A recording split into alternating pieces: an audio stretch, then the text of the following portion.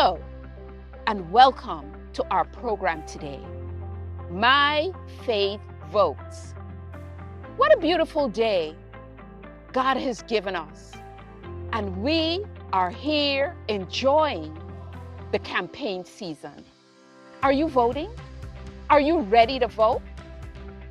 Please go out and tell your friends and get ready to vote. Oh, we have a special guest this morning. Hello. How are morning. you? Good morning. Good morning, Juretha. How are you? I'm great. Are you going to walk with me this morning? I am. Okay. Enjoying the beautiful morning. Yes. The atmosphere is just amazing. Yes. You know, yes. sometimes we just like to come out and just enjoy. Yes, the peacefulness. coolness. Yeah. How are you doing I'm on this great. campaign? You know, it has been it's been a reminder. I tell people that growing up, you go through so many different struggles and so forth. Yes. But to come forward and to actually be out in the public and going back into these communities, again, and recognizing that people have not moved very far from where I was as a child. Wow. It's an eye-opener as to the flaws we have in governance system. Yes. That we have completely left half of the So population true. behind. So true. Juretha, you know, I am new. Yeah. And a lot of our viewers are new to you.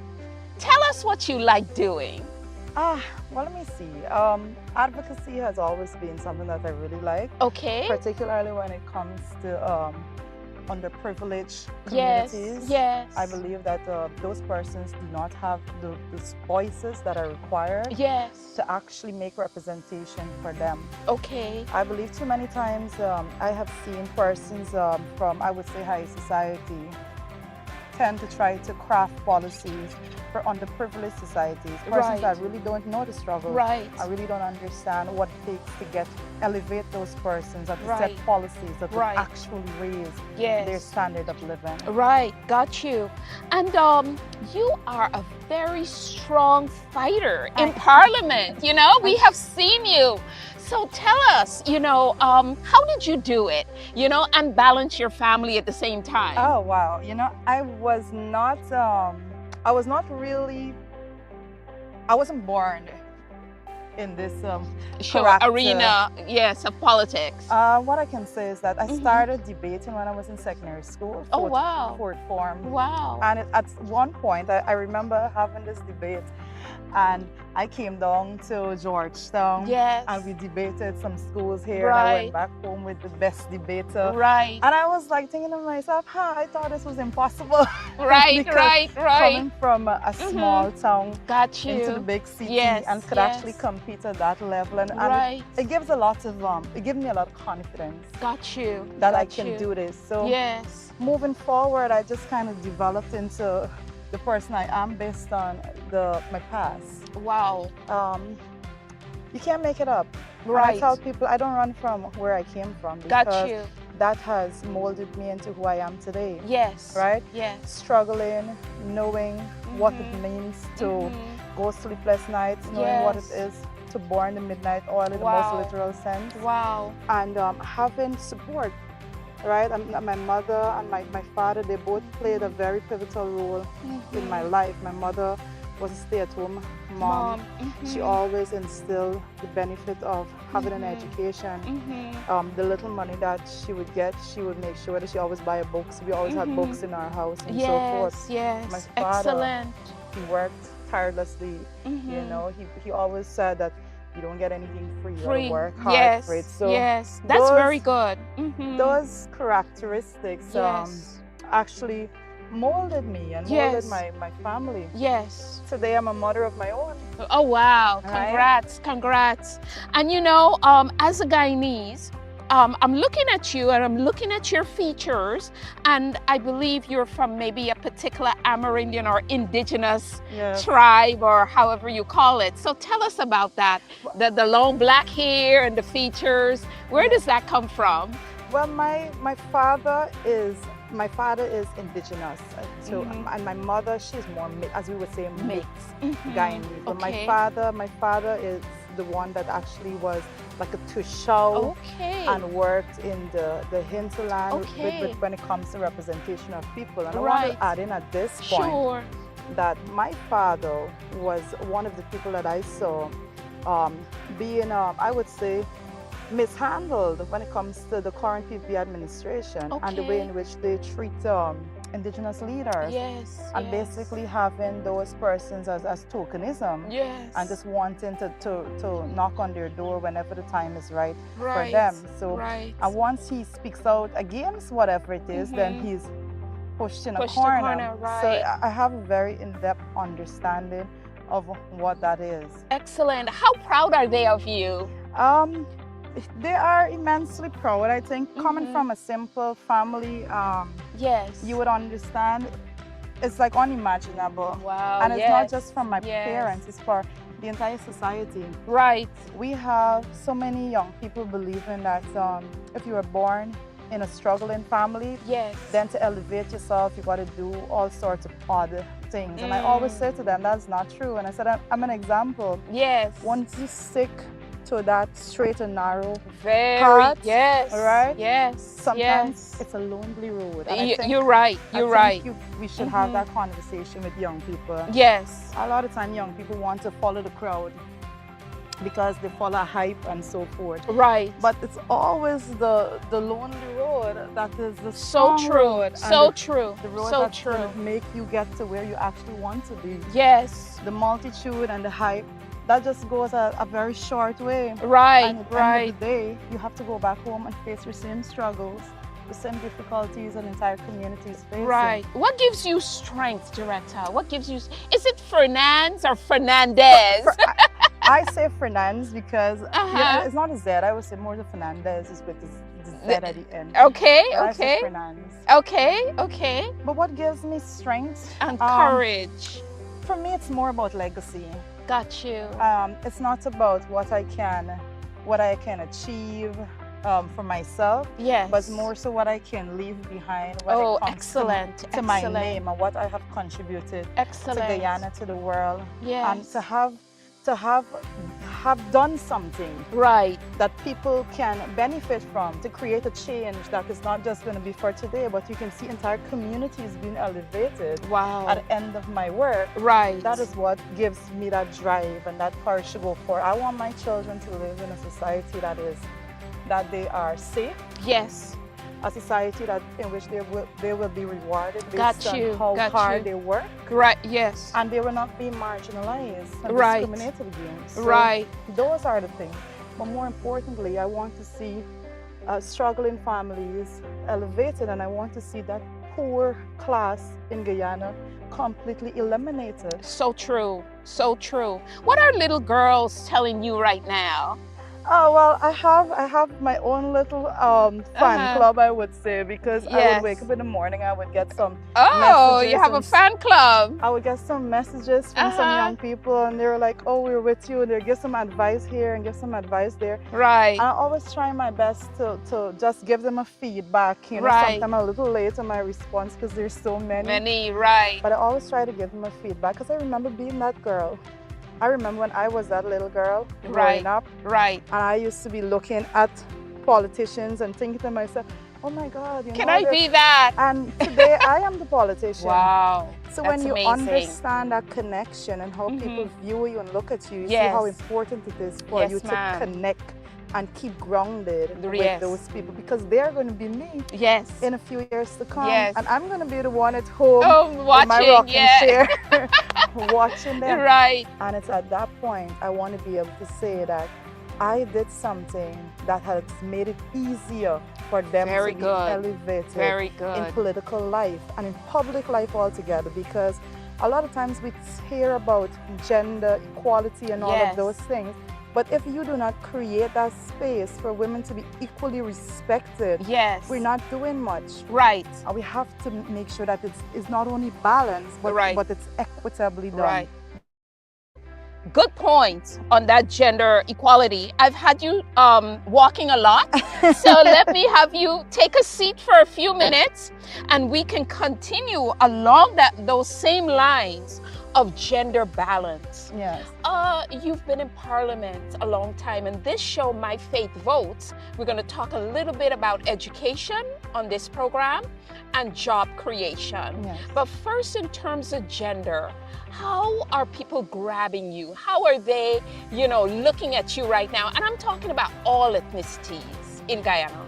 Well, persons are I believe women are feeling a sense of empowerment to see a woman prime ministerial candidate stepping out. I'm not a first woman prime ministerial candidate, and I want to note that.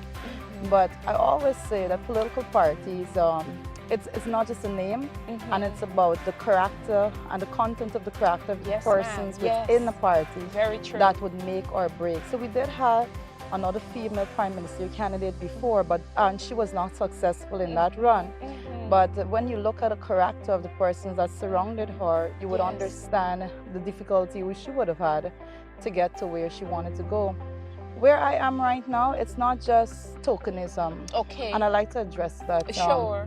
I'm not just here because I am female or because I'm young or because I am Indigenous. Yes. I'm here because I was asked to do work that I am capable of doing. And persons had put that confidence, Mr. Norton in particular, has placed that confidence in me, that he knows that I have the relevant skills and experience to take this task on and make sure that we accomplish what we set out to. And that is to provide a Guyana that is not seen right now, Guyana that benefits all. Yes. A Guyana in which everyone has equal opportunity to elevate themselves to their highest potential. Right. So women I have gotten an outpouring of love and support, and I appreciate it. And I say every day I wake up, I realize the magnitude of what I represent. Right. It's so it's so and to be indigenous too, I believe that's grabbing people. It is. But let me tell our audience that and we share something in common. You have that master's in public administration as well as me, and you have that bachelor's in economics. So when you said your comments a minute ago, you was not lying. You are qualified to do this. So in terms of education policy, and that is dear to my heart too, where would you like us to go in the near future? But we have to move past structure and buildings. We have to move past that. We have to see the entire curriculum needs to be reworked, and we have to see. I look about and I was in the profession before for a couple, just about 12 months or thereabouts. Okay. And one of the things, that's when I was just out of secondary school, pretty young. Yes. But I still could have recognized some of the challenges there and what needs to be addressed. And one of the things I can say for education is education, it needs to be decentralized to a level at which you're having quality education in every school. And you don't just have a system in which a few schools have quality service and then the vast majority does not. We have to get to a point in which if you leave central Georgetown and you go to a hinterland community with your family, you can receive the same quality of education there as you can in central Georgetown. Right. We cannot have a society continuing in which young people are coming out and just passing through the school system. They have to come out and they have to be able to be functional in society in whatever field in which they so choose to be. But it's not just about checking off a checkbox and say, oh, well, they completed school, but we built a school and that's it. Exactly. Yeah. And in order to have that, you have to be treating your teachers well. You have to make sure that they are paid well. So they are comfortable in school. You got to make sure that when they're going to school, they don't have to worry about when they go home, they don't have a meal to put on their children's plate and stuff like that. We have got to fix it. It's not just a one-off issue. It's a combination of issues that have to be addressed at the same time in order to actually remedy the education issues in Guyana. Very true. One of the things I always have an issue with is when I would see a secondary school, brand new secondary school being constructed, and I'm like, where is the recreational facility? Where is this? Yeah, it doesn't exist. Or even a cafeteria inside. It doesn't exist. Right. You cannot have a secondary school that doesn't have a play field. Since when we have Yes. normalized Playroom, yes. these things. Yes, yes. And it's something that definitely needs to be addressed. We have young people, they have a lot of energy. You have to give them things to do. And they yes. have to be well-rounded students coming out Right. that can function in society. Right. The track and field Yes. in the school compound. And another thing about education is not everybody is good at math, everyone is good at English and all Good of those. point. I Good am not point. an English major by choice. Mhm. Okay, That is not my strong point. Yes, Right? So I yes. tell people sometimes I'm speaking, I'm like, my subject and verb. Mhm. Right? But I'm good with numbers. Got you. So we have to recognize the different areas in which young people are strengths. strong. Yes. Some students may not be strong, particularly with the academics, but they are strong when it comes to skills. Yes. Right? Tekba. Yeah. Why aren't we not seeing the actual investment in making sure that they're developed so that we can harness their potential Right. and develop them to a level in which they have their best life accomplished? Right. Do you recall anything from the manifesto that you're particularly proud of when it comes to education? One of the things that we have there, and again going back to the fact that we're looking at a society in which we have a 48% or more persons on the poverty line. Yes, very Right? true. So when you recognize that, you understand that there's a lot of students going to school without a meal. We went heavily in that direction from 2015 to 2020. Right now, one of the manifesto commitments is to have meals in schools, Yes, right? I saw that. Yeah. Right? You have to have hot meals in schools Right. for children. Yes. Another thing that we must recognize also is that there are some gaps that was left when it comes to taking care of your children. And one of the things we will address is making sure that children get a little bit more money. Yes. Right? We're going to make sure that the children that were left out, even those children that are 2 years old and so forth, that were Right. not catered for, Right. they're going to be accounted for. Children that may be on to sixth form and so that were not accounted for Yes. with the child's cash grant, those things will be accounted for. Excellent. But the overarching thing, we're going to make sure that public servants get more money. Teachers Yes. are going to be paid better. We're looking Yes. at 35% increase. Wow. So if you take care of your teachers, you understand once you take care of them, they will be more at ease Got to you. go forward and do the work to take care of our children, which Right. is the future. Right. So it goes beyond just a building. We make sure that we empower the people that are the stewards within Yes. those buildings. We're going to empower the children. Yes. And we're going to empower their parents to make sure Excellent. that together everyone will be having the resources that is necessary to take them forward. A whole centered approach. It's a whole of governance approach that we will holistic look. approach, right? Correct. And before we wrap up in a few minutes, Juretha, so nice to have you out here doing this morning. Tell us a little bit about job creation and some of your thoughts there. Well, Guyana, sometimes I say Guyana is like a blank slate. We have so many things that are not here, so many things that needs to be done. So there is a wide scope of areas in which we can develop for young people and persons that are already out there in the working world. Yes. But when it comes to job creation, you have to play an active role as government in Yes. creating the opportunities Yes. for persons to actually benefit from. Yes. We have got some major projects that is slated in the manifesto. One Yes. of those things we're talking about having major highways built connecting the coastland to the hinterland. Those projects will be asking for tremendous labor force activities. Yes. So that is job creation by itself. Right. One of the things we're talking about also is building tens of thousands of homes to Right. make sure that persons are accommodated on that level through the Right. rent-to-own policy. And you know, a lot of times I saw some persons saying online, you know, how does that differ when it comes to the banking system and so forth, right? But if you go to a commercial bank and so, you would see that there's a lot more red tapes in order for you to get to that point. When government is taking the opportunity to make sure that they remove all of those red tapes to Right. give you the opportunity as an ordinary Guyanese, particularly persons that it's in the when we talk about the private sector, you have a formal and informal section, yes. right? The informal sector, you will have persons like a lot of times will be catered for like the taxi drivers and so forth. A Yes. person that's on the hustle, on the grind every day. Yes.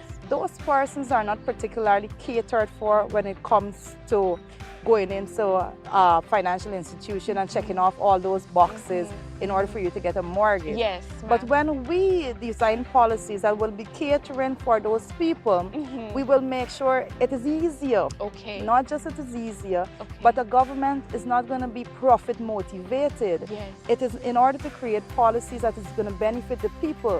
So what we're looking for is for our impact to be felt.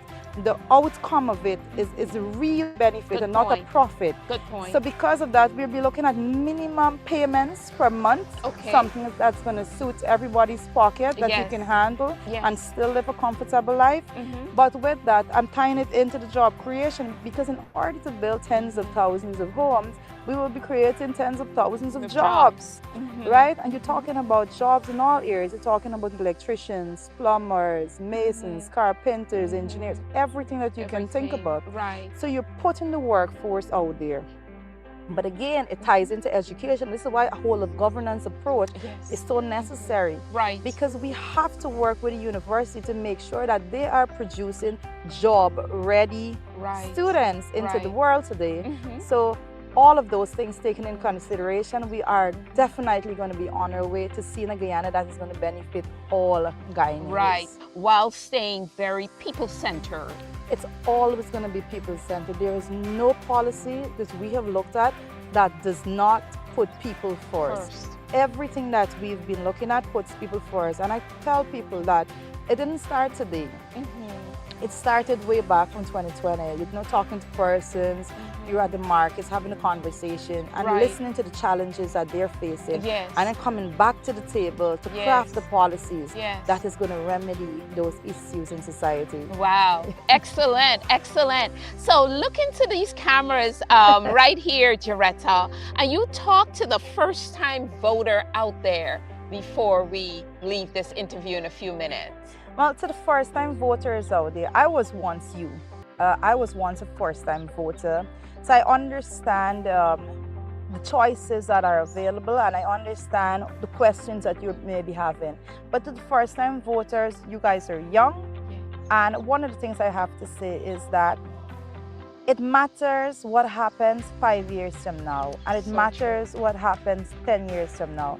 Because I can tell you that it may look a long time off, 10 years from now, but like that, you're going to be there. And a lot of the first-time voters also, you may be single, not be a parent, but trust me, like this, you're going to be in a relationship, you're going to be having a child, and you have to make decisions that's not just going to benefit yourself, but is also going to be benefiting your family unit.